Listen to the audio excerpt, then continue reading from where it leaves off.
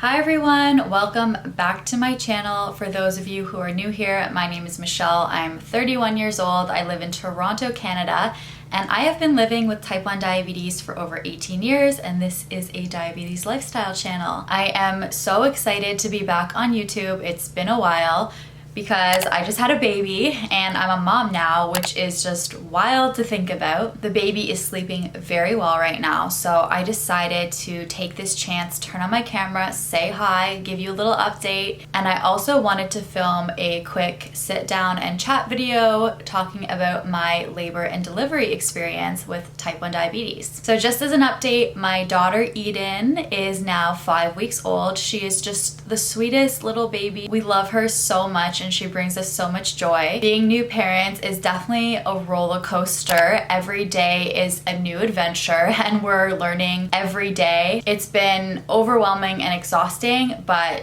so rewarding at the same time. And we're just taking things day by day and enjoying our time with our little nugget. And Eden is doing well. She's happy and healthy. She was born at 6 pounds, so she was super small, but she's growing well. I think she's now like 8 pounds, 5 ounces around there. I'm doing well too. I've definitely had a little bit of a rough postpartum period. I'm starting to get into the groove of new mom life, and I think we're starting to find a bit of a routine, a bit of a schedule, as much as you can with a newborn. But yes, I just wanted to say that my husband and I are not going to be showing the baby on this channel. We just don't feel comfortable with it for privacy reasons. You might see her like in the background of a vlog, or you might see the back of her head sometime, but she's definitely just not going to be the focus of this channel. We want to stick to this being a diabetes lifestyle channel and not about our family. So I want to keep making videos about my experience living with type 1 diabetes. I love this channel. I love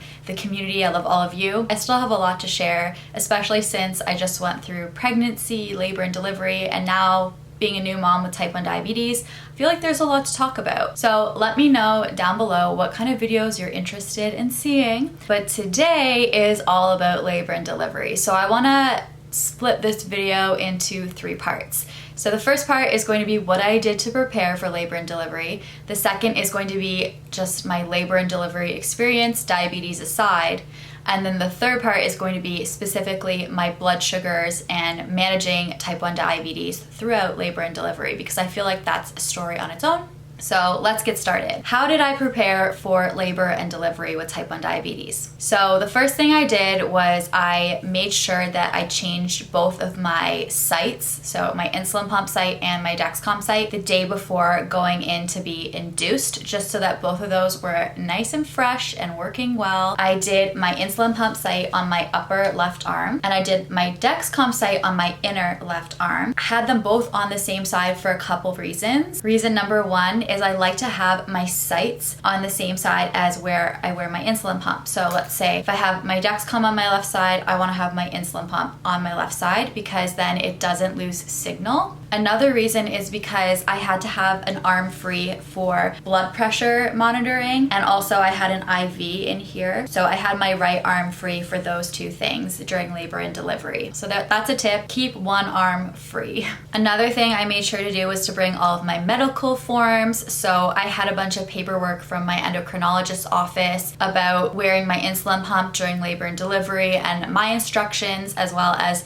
the labor and delivery staff's instructions. So I made sure to bring that along with photocopies of that. And if you check out my last vlog, at the very end, I kind of go over what I brought to labor and delivery. And in that video, I also mentioned that I brought a lot of snacks and low treatments. And let me tell you, the snacks were important because my induction ended up being a lot longer than I expected it to be. Both my husband and I needed snacks, so it was really helpful to have a lot of snacks packed. Another thing I did before I went in was I checked out the chapter in this book about preparing for labor and delivery. There's an entire section on this about what you can do to prepare, so I read that over to make sure I wasn't missing anything. This book just really helped me throughout my whole pregnancy, and I highly recommend it. So I'll link it down below if you're interested. So that's what I did to prepare. Now let's get into the labor and delivery story. At my OB clinic, it's just protocol to induce anyone with type 1 diabetes at 38 weeks. That's just what they do. So I was scheduled for an inpatient induction on July 21st in the morning. I had a 10 o'clock appointment for an induction, and at the hospital I delivered at, typically inductions are done as an outpatient. So you go in, you have a procedure done, and you go home for about 24 hours, and then you go back in once you're in labor. But anyways, I was an inpatient since I was high risk. So that means I was at the hospital the whole time when they were inducing me. So I got to the hospital that Wednesday morning, and labor and delivery was slammed that day. Every room was taken because there's a baby boom right now. I don't know if you all have noticed, but there are a lot of babies being born, and it's definitely because of the pandemic. So labor and delivery was crazy busy. We waited in the waiting room for almost the whole day before I got a room. We got into our room in the afternoon, and the induction started around 5 p.m. on Wednesday, July 21st. Before I start this video, if you don't like hearing details about labor and delivery, or if something I say is making you cringe, just shut the video off or exit the video, because I'm not really gonna be sugarcoating it. I'm just gonna say it as it is. So my induction started. The first method we tried was Cervidil. It's like a tampon that goes into your cervix. Definitely not the most comfortable insertion, but it really wasn't that bad. So they put it up into my cervix and left it there, and I think they left it in for 24 hours, and throughout that 24 hours I was just having like cervical checks done, and honestly, cervical checks are not that comfortable. They're not painful, but they're just really uncomfortable. So my cervix was just shut.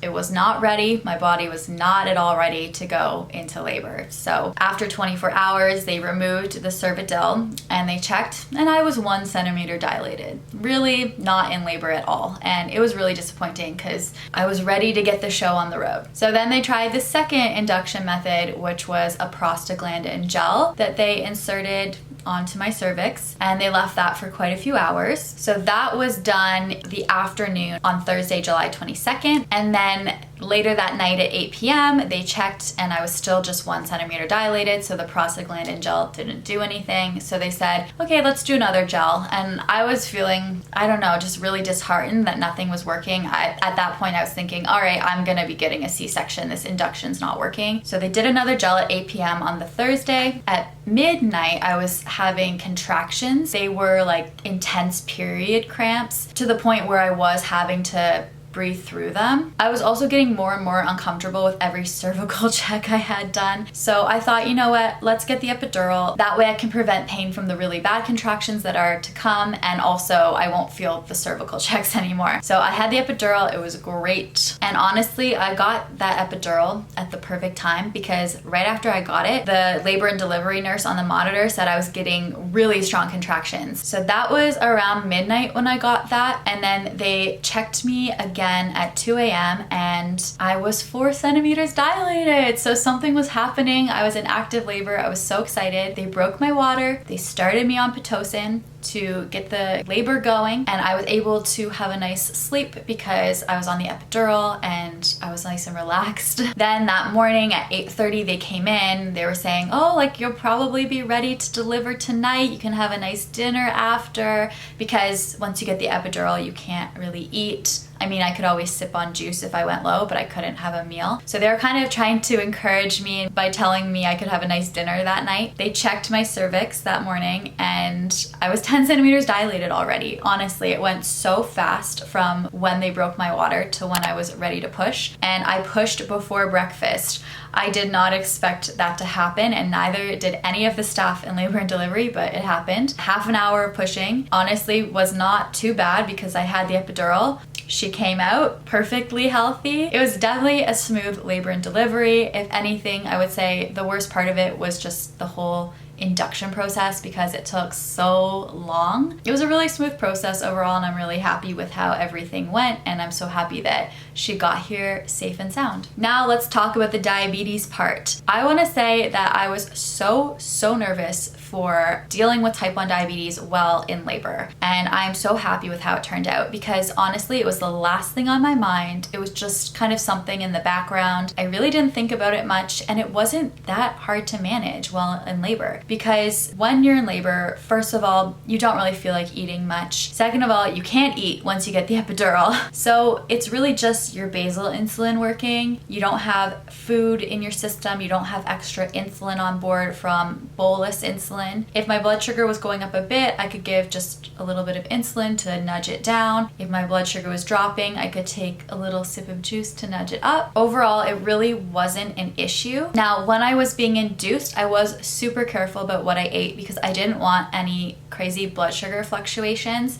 So I did eat low carb during this period. My husband frequented the Aroma in the food court, and I had a lot of salads with like chicken on top to keep me full during the induction process. So I found that eating low carb was definitely good for me when I was being induced, just to keep myself as stable as possible. And then once I was about to push, I was instructed by my endocrinologist to put myself on a temporary basal of 50%. So I did this. My blood sugar was in the high fours. I think it was 4.8 or 4.9 when I was about to push. So my husband brought me a juice box to put like beside my bed, and he just had me sip on it a little bit when I started pushing, just to nudge my blood sugar up a little bit, since pushing is actually a lot of physical activity. And I remained stable around 5.0 millimoles per liter the whole time when I was pushing, and after, I believe I was in the fives as well. And then once Eden was born, I put my insulin pump on my postpartum settings, which was really a big decrease in insulin from what I was taking at the end of my pregnancy, since I was so insulin resistant. But since my body had been through so much, and I did have some tearing, so I had some stitches, and my body had just been through a lot. When I had my first meal postpartum, my blood sugar did go quite high. I think my body needed more insulin than what we expected it to, but all of the labor and delivery nurses were really reassuring. They said, don't worry, this happens all the time, it's fine, just let your insulin do its job, let it come down on its own. So I didn't rage bolus, and it did eventually come down, but it was definitely not a great feeling to be up that high, since I hadn't in over 9 months. My experience with the labor and delivery staff was amazing. Everyone was so knowledgeable about type 1 diabetes, and they really just let me take control. One of the labor and delivery nurses said to me, I love people with type 1 diabetes. They are their own experts. And it's true, we are. We really know our bodies best. I mean, we've been living with this disease. We deal with it every day. We know what's best for us. So I'm really happy that I was able to take control of my diabetes throughout my labor and delivery experience. That is my labor and delivery experience with type 1 diabetes. Let me know if you want me to do a Q&A, because I can answer questions. I don't know if I touched base on everything, because I actually have serious mom brain, which is worse than pregnancy brain. I didn't think I could get any more frazzled, but I am. I'm gonna sign off for today because this video is long enough, but it's nice to be back. I hope everyone's doing well, and sending you all my love. See you in the next video. Bye.